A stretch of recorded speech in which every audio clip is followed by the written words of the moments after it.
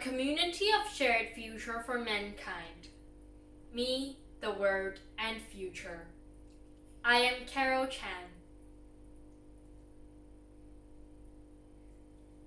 If I were to ask you all a few years from now, what would come up to your mind when you recall the year 2020?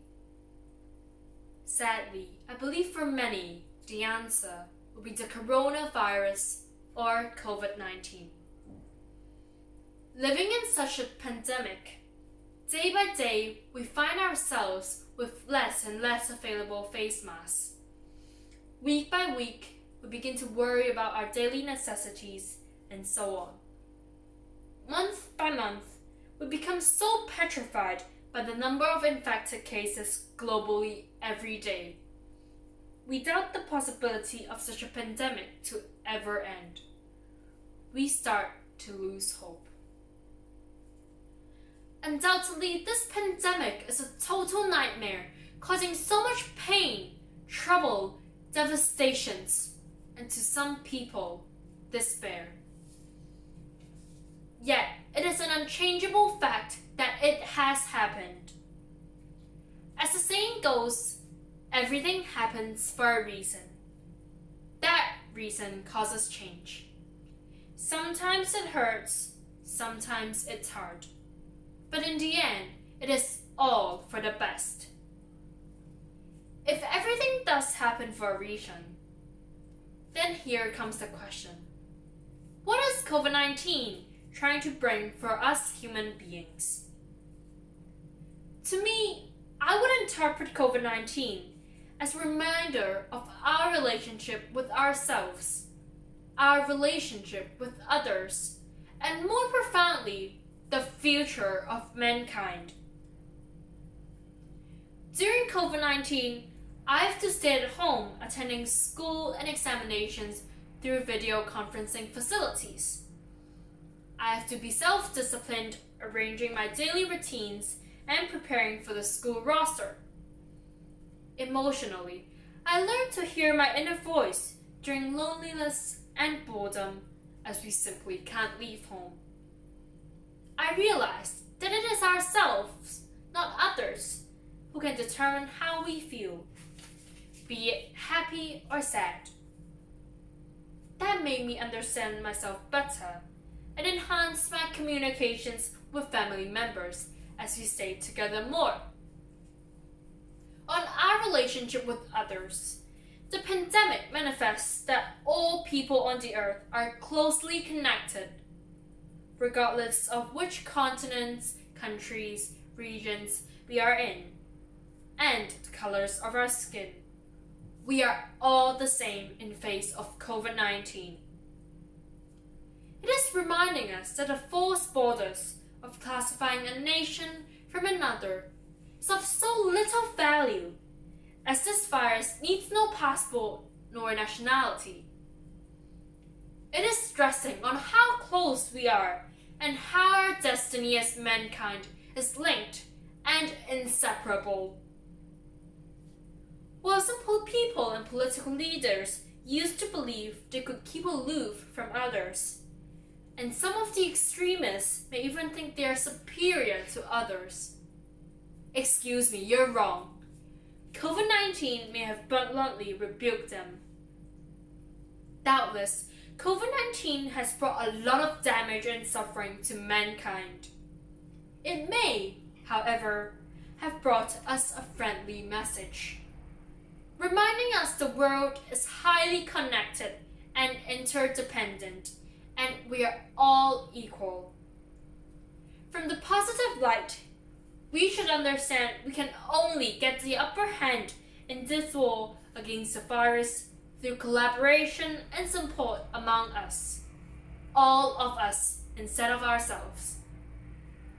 Back in just perhaps a decade ago, when we heard of the term global village, how would you interpret it? Let me guess.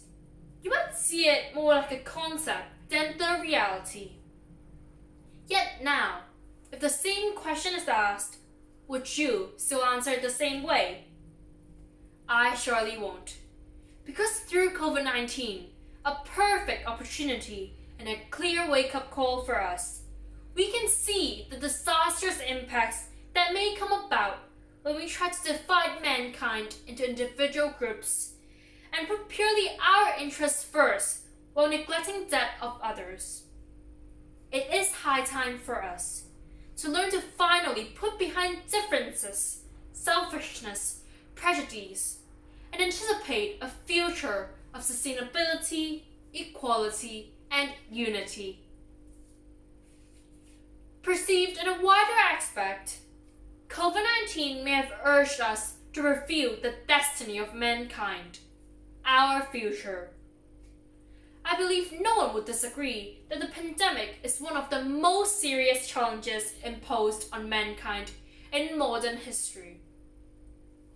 Within a short period of time, more than 1 million of people have contracted the virus, and the death toll is tens of thousands and is rising every day. More importantly, there is not a definite answer, even from medical experts, when it will end. COVID-19 may have inspired us to ponder one subtle issue: the existence of mankind. The challenges of the pandemic imply that mankind is not as strong as we might have thought. In contrast, we can be as fragile as other species ever existed on the earth, including those that were in extinction hundreds of thousands years ago. Those species have disappeared on Earth because they could not adapt to the habitat. In other words, they were not in harmony with the environment in which they lived. If mankind continues a lifestyle that is not in harmony with the environment, there is no guarantee we will not become another species that ultimately disappears. Hopefully, it will not be too late for us to start mending the way. To begin, let's be humble. We should appreciate that we are not different from any other species on Earth, and therefore we should respect the environment which determines the survival of mankind. We should respect other species, not to mention the same species as us, mankind. Otherwise, we could well become another passerby of Earth, like some species, vanishing in the passage of time. Doubtlessly, our global environment has been stretched too much. The temperature of the South Pole stood at 20 degrees Celsius recently, which is an imminent warning that global warming is no more simply an academic research topic.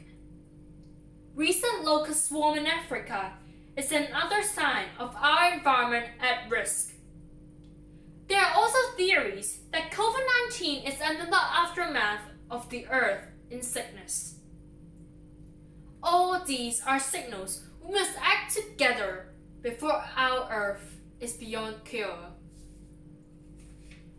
However, while respecting the environment, we should also respect mankind ourselves. There are already too many hatreds, wars, famine everywhere in the world. Let's work together to wake up as many as possible for bringing a globe with cleaner water, fresher air, and peace for our future generations.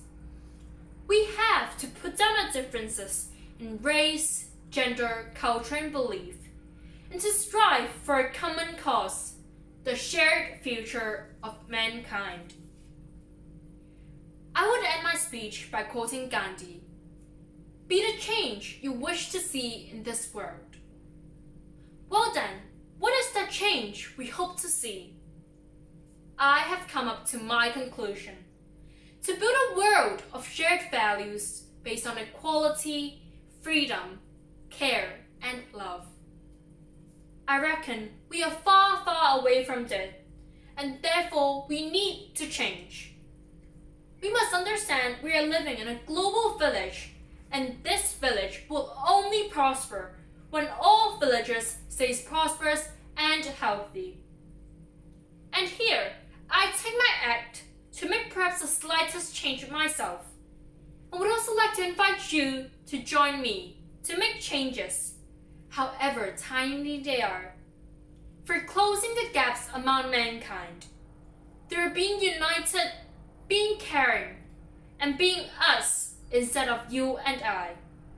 Together, we can make a change. And that will be the future of mankind. Or more accurately, mankind will have a future. As you never know, COVID-19 may be the last warning. Thank you.